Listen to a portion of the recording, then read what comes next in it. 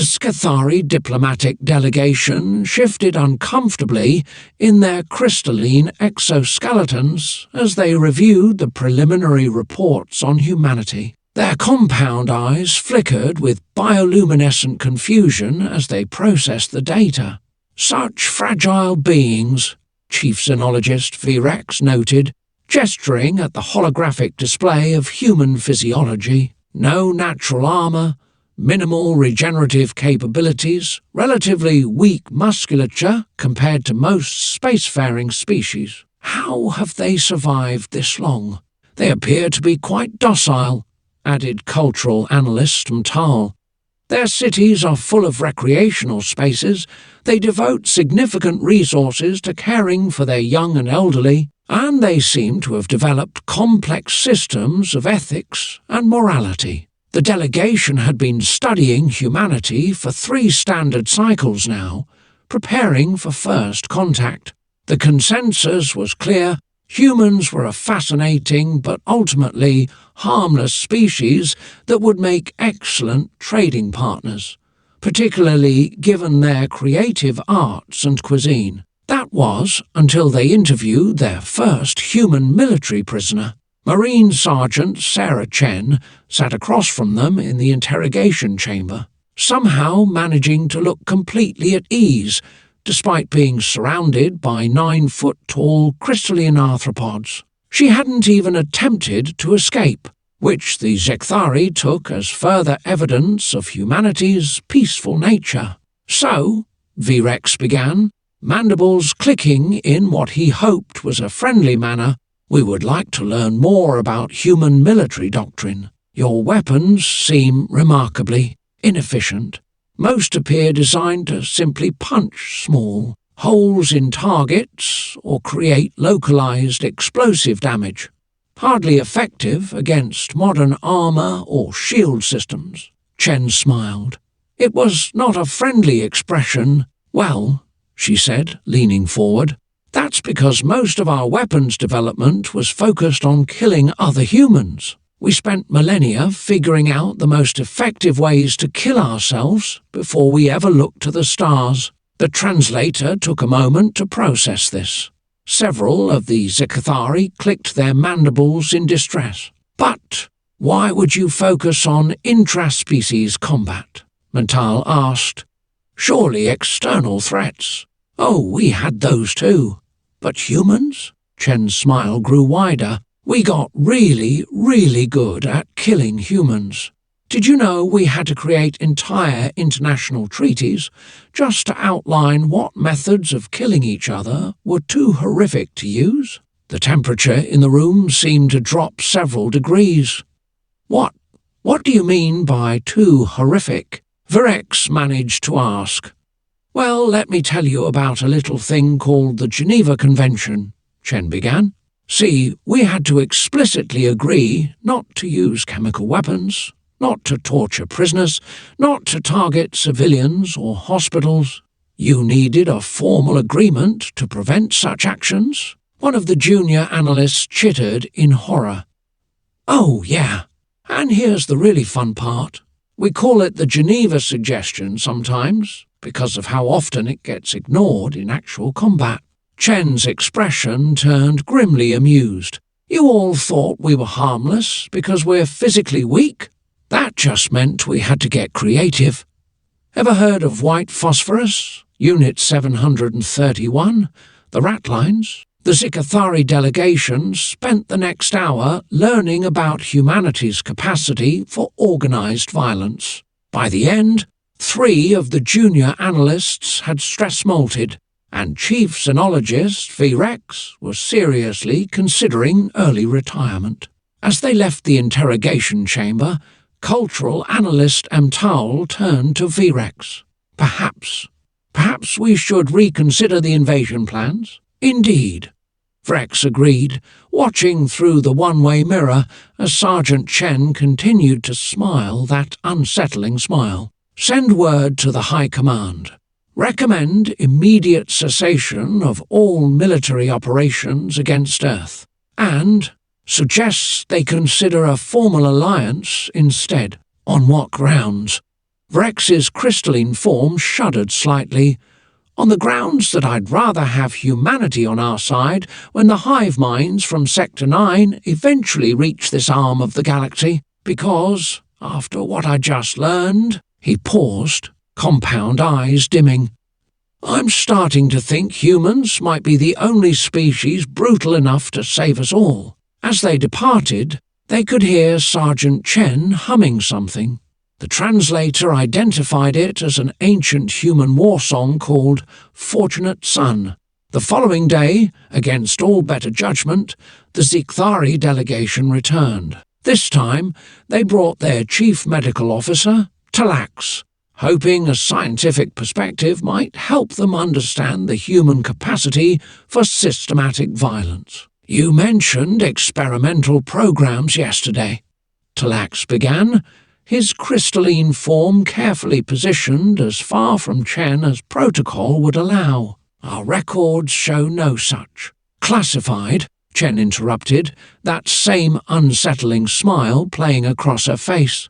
Most of the really interesting stuff never made it into your historical records. Like Project MK Ultra, the CIA spent 2 decades experimenting with mind control, gave unsuspecting humans massive doses of psychoactive compounds, tried to break down their personalities, tested the limits of psychological manipulation. The translator struggled to convey the concept of mind control in Zikthari language. The closest approximation made several analysts emit distress pheromones. Or take Operation Sea Spray, Chen continued. San Francisco, 1950. The US military wanted to test how bacterial weapons might spread through an urban environment, so they sprayed the entire city with what they thought were harmless bacteria. Spoiler alert, they weren't as harmless as they thought. You experimented on your own population centers? Matal's exoskeleton had taken on a sickly pale hue. Oh, that's nothing. Look up the Tuskegee experiments. Doctors deliberately left humans with a treatable disease untreated for decades just to see what would happen. Or Unit 731's live vivisections. Or Project Sunshine, where the US government secretly collected children's bodies to study nuclear fallout effects. Talax's medical appendages were trembling. But these were isolated incidents. Chen's laugh made them all flinch. Ever heard of Project Q Killtop? It was designed to study Chinese brainwashing techniques. They tried to figure out if you could break someone's mind using drugs, electroshock, and sensory deprivation. The results got applied to modern enhanced interrogation programs. She leaned forward. Want to know the really fun part? Most of these weren't even technically war crimes when they happened. We had to keep updating the Geneva Conventions because humans kept finding new ways to be horrible that nobody had thought to explicitly ban yet. The delegation sat in horrified silence as Chen detailed more classified programs. Operation LAC, spreading radioactive particles across the US to track dispersal patterns. Project 112, exposing unwitting soldiers to biological and chemical agents. The Edgewood Arsenal human experiments, testing chemical weapons on American volunteers who weren't told what they were being exposed to. And these are just the ones that eventually got declassified, Chen finished, her smile never wavering. Imagine what's still hidden in redacted files. Vrex found his voice first. How? How do your people live with this knowledge? Most don't think about it much, Chen shrugged. But that's the thing you folks need to understand about humans. We're not naturally armored like you. We're not particularly strong or fast. So we had to get creative. And once humans start getting creative about killing, she gestured at the horrified delegation. Well, you've seen the results. As they fled the interrogation room, Matal turned to Vrex. Update the recommendation to High Command. Suggest we classify humanity as a Class 1 existential threat species. On what grounds? On the grounds that any species that would experiment on their own young to study radiation exposure is not a species we want to risk antagonizing, ever. Behind them, Sergeant Chen had started humming again. This time, the translator identified it as something called The End by an ancient human musical group known as The Doors. The third day of interviews found the Zikthari delegation significantly reduced in size. Only Virex, Mental and Talax remained. The others had requested immediate reassignment to deep space exploration missions, preferably as far from Earth as possible. Perhaps, Virex suggested hopefully, these experiments were anomalies. Surely during organized warfare there were rules of engagement. Chen's laugh cut him off. Let me tell you about World War II. Ever heard of the Dirlewanger Brigade? They were a Nazi German military unit made up of convicted criminals. Their commander was such a sadist that even other SS officers complained about him. They'd round up civilians, lock them in barns and set them on fire. During the Warsaw Uprising, they reportedly killed 40,000 civilians in a single district. The translator briefly shut down, its circuits overloading as it tried to process the concepts. The Japanese Imperial Army wasn't much better, Chen continued, her voice clinically detached. During the rape of Nanking, they held competitions to see who could kill the most civilians with a sword. They bayoneted infants for sport. The commandant of the POW camps in the Philippines believed it was against Bushido to feed prisoners adequately. Mental's crystalline form had grown so pale it was nearly transparent. But surely some armies maintain discipline. Oh, there were atrocities on all sides. The Soviet Red Army's advance into Germany was marked by mass assaults on civilians. The Yugoslav partisans would throw their enemies into karst pits, sometimes alive. Even the Western Allies weren't innocent. Look up the Biscari Massacre, or Operation Teardrop, where U-boat prisoners were tortured for information about supposed missile attacks that never existed. She leaned back, watching as Talax's medical appendages twitched involuntarily. You know what's really interesting? A lot of the people who committed these atrocities went back to normal lives afterward. The doctor who supervised freezing experiments at Dachau became a respected researcher in the US. Some of Unit 731's scientists ended up as founders of major pharmaceutical companies. How? Vrex's voice crackled with static. How did your species not destroy I itself?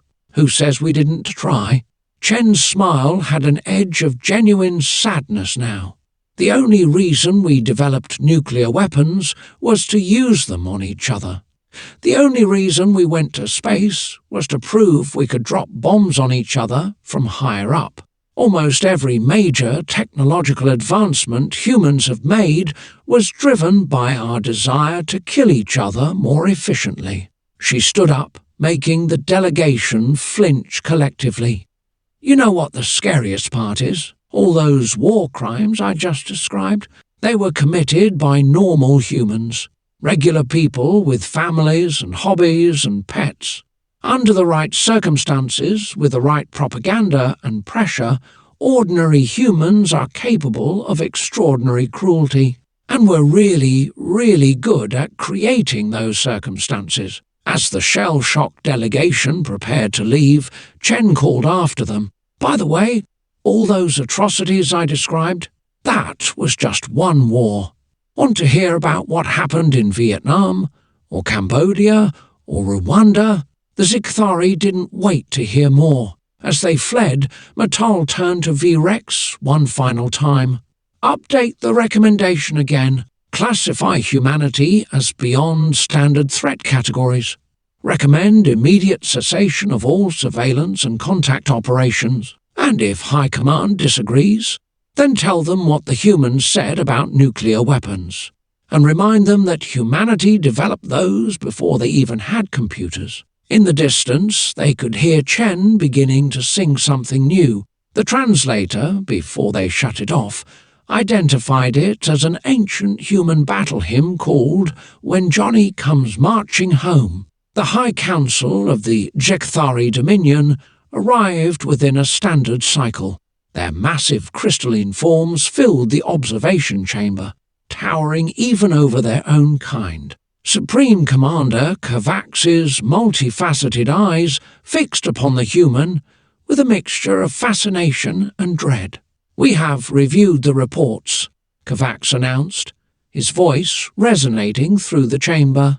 "They are disturbing, yet we must know more. Tell us of this conflict you call World War II, particularly of this atomic weapon." Chen's eyes lit up with an unsettling gleam. "Ah, the Manhattan Project. You know what Oppenheimer, the father of the atomic bomb, said when he saw his creation detonate? Now I am become death, the destroyer of worlds." He quoted it from an ancient religious text. Imagine creating something so terrible it makes you quote death gods. She leaned forward, her voice taking on an almost professorial tone. "But that was just the finale. Let me walk you through how we got there. See, it started with this failed artist in Austria. For the next 3 hours, Chen methodically detailed the systematic horrors of World War II. She explained the Wehrmacht's Kommissar order, which mandated the immediate execution of Soviet political officers. She described the Einsatzgruppen's mobile killing units, which would round up Jewish civilians and force them to dig their own mass graves before shooting them. The High Council learned about Operation Barbarossa's hunger plan, deliberately designed to starve millions of Slavic civilians. They heard about the Japanese army's order to kill all prisoners if circumstance permitted, which led to massacres like the Bataan Death March. The Holocaust wasn't just about death camps, Chen explained to the increasingly disturbed aliens. It was industrialized murder. They had bureaucrats calculating the most efficient ways to kill people. They had companies bidding for contracts to build better crematoriums. Ordinary people filed paperwork about the cost-effectiveness of different poison gas mixtures. She told them about Unit 731's frostbite experiments, where prisoners would have limbs frozen and thawed repeatedly until the flesh rotted off. About the Nazi doctors who would deliberately infect wounds with gangrene to study its progression. About the comfort women the Japanese military enslaved across occupied Asia. "But here's the thing about human warfare," Chen continued, her voice eerily calm. "We don't just kill bodies, we aim for the soul. The Nazis didn't just want to kill Jews. They wanted to humiliate them first, strip away their humanity. The Japanese didn't just want to conquer China, they wanted to break its spirit. That's why they made fathers rape their daughters, why they forced people to commit cannibalism, why they made mothers throw their babies onto bayonets." Supreme Commander Kavax's crystalline form had taken on a deep, disturbed purple hue. "And the atomic weapons? Ah, yes. We dropped 2. The first one the people just vapor. Those further out had their shadows burned into walls. The lucky ones died instantly. The unlucky ones spent weeks having their skin fall off, their hair fall out, their organs liquefy. And you know what's really messed up? Some scientists wanted to drop the bombs closer together to better study the effects. She smiled that unnervingly calm smile again. Want to know the worst part? After all that, after the Holocaust, after Unit 731, after firebombing civilians, after dropping atomic bombs, humans looked at everything we'd done and said, we need bigger bombs. So we made hydrogen bombs, thousands of them, enough to kill everyone on Earth several times over. The High Council sat in stunned silence. Finally, Kovacs spoke. What? What became of these weapons? Oh, we still have them. They've gotten more precise, more efficient. Modern nuclear weapons make the ones we dropped on Japan look like firecrackers. And that's not even counting the biological weapons, the chemical agents, the autonomous drone swarms. The Supreme Commander turned to his advisors. Initiate immediate withdrawal of all Zekthari forces from the Sol system. Issue a Class Omega quarantine order. No contact, no surveillance, no approach within 50 light-years. A bit extreme, isn't it? Chen asked, that unnerving smile still playing on her lips. You're a species that created weapons capable of destroying your own world, Kovacs replied, and your response was to make them bigger. You industrialized death, systematized cruelty, and found ways to kill that even our most disturbed minds could not conceive. And yet, he paused, and yet you survive, you thrive, you create art and music and poetry in between devising new ways to destroy yourselves. You are not a threat, human. You are an impossibility. As the High Council prepared to depart, Chen called out one last time. Hey, want to hear about what we did in Vietnam? Ever heard of Agent Orange? The Zekthari delegation paused, their crystalline forms shimmering with what might have been dread fascination. Supreme Commander Kovacs turned slowly. You have? Emor? Oh, I'm just getting started. Chen's smile took on an almost predatory quality. But first, let me tell you about another general, Douglas MacArthur. When he was forced to retreat from the Philippines in World War II, he said something that perfectly captures the human spirit of warfare. I shall return. And he did, leaving a trail of destruction in his wake. See, that's the thing about humans we don't forget, and we always come back. She leaned forward, her voice dropping to an intimate whisper that somehow made it worse. But Vietnam, that's where we really got creative. Agent Orange wasn't just a defoliant. We used it to destroy crops, to starve civilians, to poison the earth itself. People are still being born with birth defects today because of what we did to their soil. And that's just what we officially admit to. The High Council members shifted uncomfortably as Chen continued. You know what's not in most history books? The unofficial body count methods. Some units would report their kills by radio using a code. We made 15 hamburgers today. They meant civilians. Or how about the practice of throwing prisoners out of helicopters? It was called flying lessons. Most of those never made it into any war crime reports. But there must be records? Tal ventured. Chen's laugh was hollow.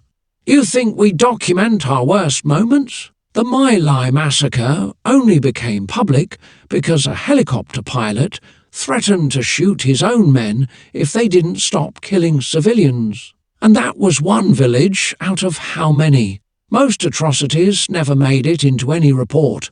They're just stories passed down in whispers, kept alive in nightmares. She stood up, making the entire delegation flinch.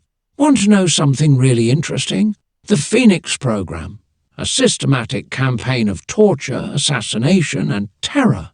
That's documented. But ask any veteran about the things that happened in the jungle at night, the things that never made it into any file. They'll just get this 1,000-yard stare and change the subject. During the Tet Offensive, some units got creative with their prisoners. They'd call it bell ringing. I won't tell you what that meant, but I'll just say it involved helicopter skids and piano wire. Never documented, never reported. Just another ghost story from a ghost war. Kovacs's crystalline form had taken on a deep, disturbed black hue. How? How do you live with such knowledge? Live with it? Chen laughed. We build monuments to it. We make movies about it. We take the darkest moments of our history and turn them into entertainment. Apocalypse Now? That's considered a classic film. And you know what's really twisted? Most of what you see in that movie, the real stuff, was worse. She stood, walking to the window overlooking the earth below. You know what makes humans truly terrifying? It's not just that we commit atrocities, it's that we normalize them. We turn war crimes into statistics, body counts into metrics for success. The things I've told you, they're just the ones we're willing to talk about, the real horror stories. Those die with the people who committed them. The High Council was silent for a long moment before Kovacs spoke. Modify the quarantine order, make it 100 light years, and... He paused, his voice carrying a new note of fear. Mark this sector as potentially apocalyptic. Any species that can do such things, and then simply continue, is not one we can risk encountering again. As they fled the chamber for the final time, Chen began to whistle. The translator, before being permanently deactivated, identified it as Paint It Black by the Rolling Stones. The song echoed through the corridors of the alien ship, following them like the ghost of humanity's dark history. But something made High Council member Lara pause. She turned back, her crystalline form refracting the harsh interrogation room light.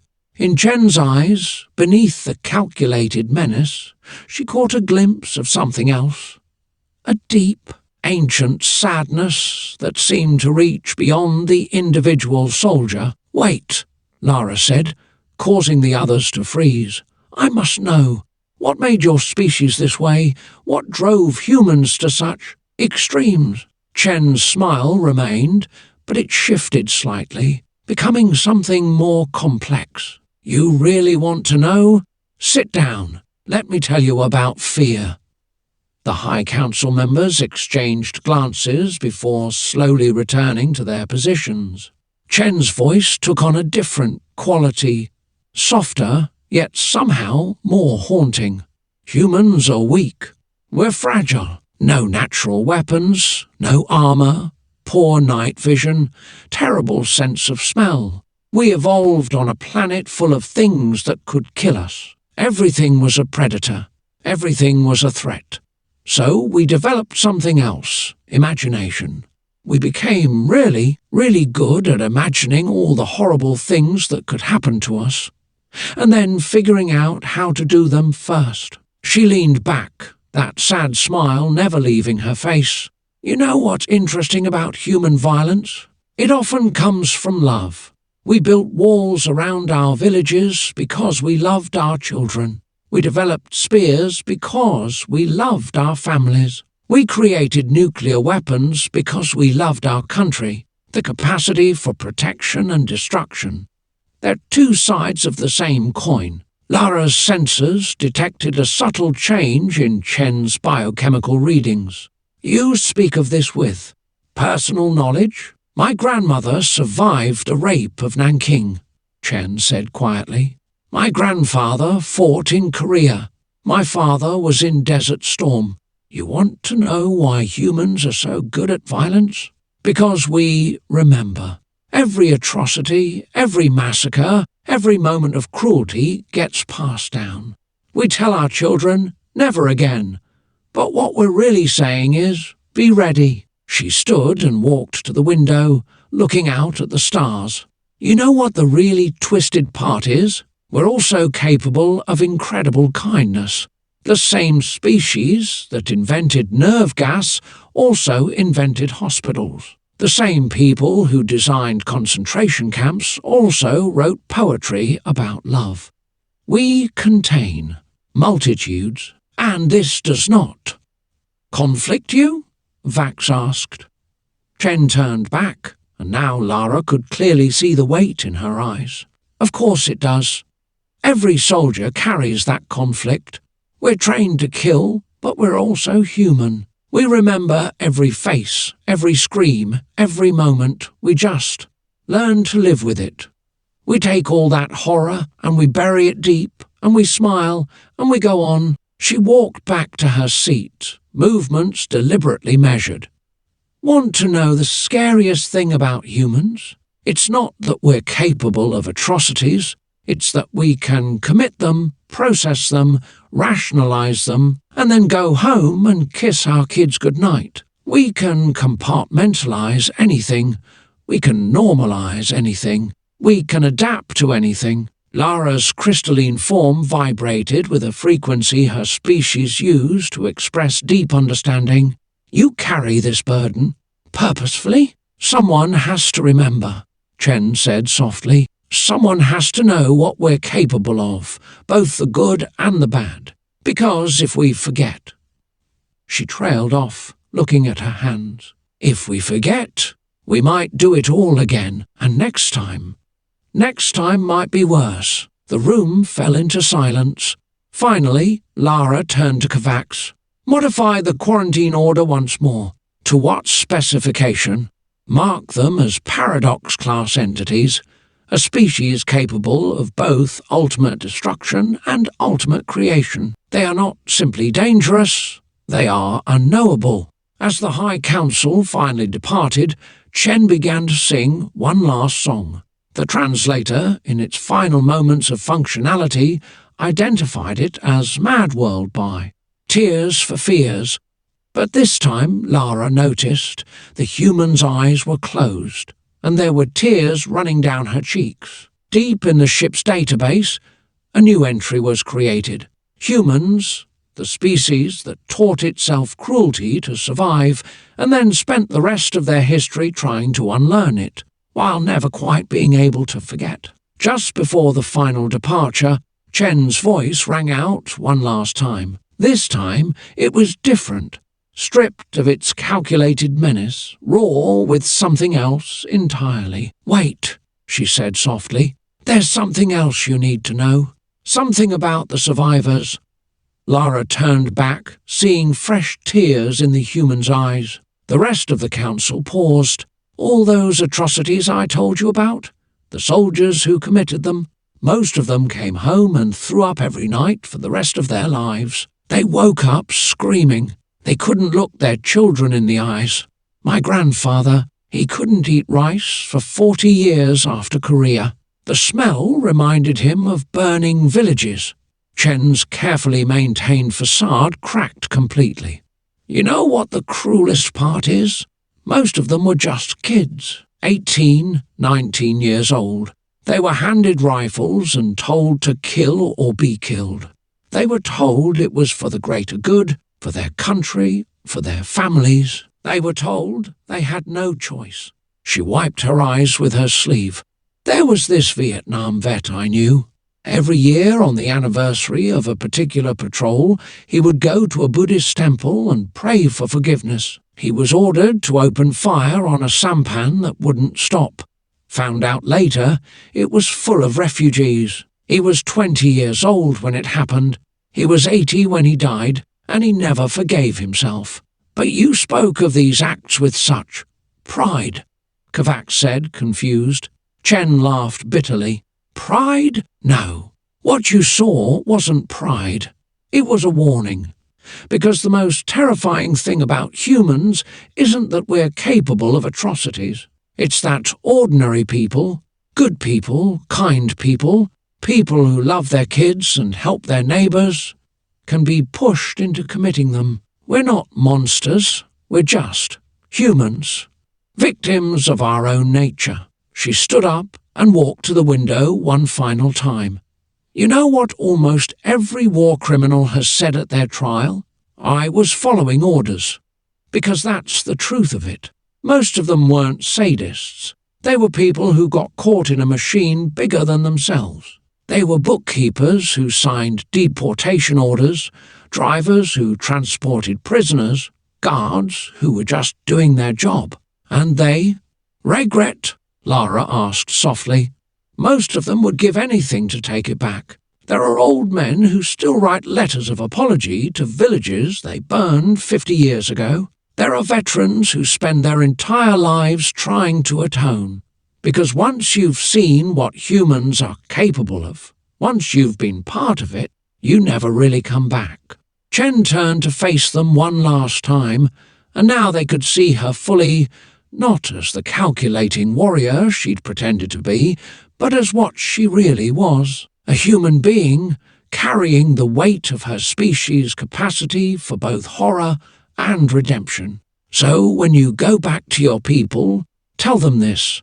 Humans aren't just dangerous because of what we can do. We're dangerous because we understand the cost, we carry the guilt, we feel the horror. And sometimes we still do it anyway, because somewhere along the line, someone convinced us it was necessary. She sat back down, suddenly looking very tired. If you want to understand humans, don't just look at what we've done. Look at how we live with it afterward. Look at the memorials we build, the poems we write, the nightmares we carry. Look at how hard we try to be better, even knowing that somewhere inside us, that darkness is always waiting. The council members stood in silence for a long moment. Finally, Lara spoke. "Modify the final classification." "To what?" Kovacs asked quietly. "Classification? Tragic. A species trapped between their capacity for love and their capability for violence, to be approached, not with fear, but with understanding.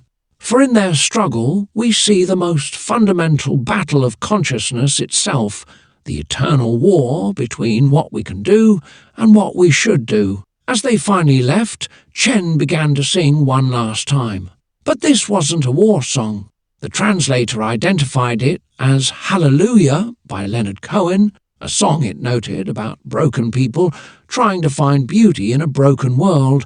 The final entry in the Scathari database read, "Humanity, a species forever caught between their demons and their angels, forever trying to find their way home from wars they never wanted to fight."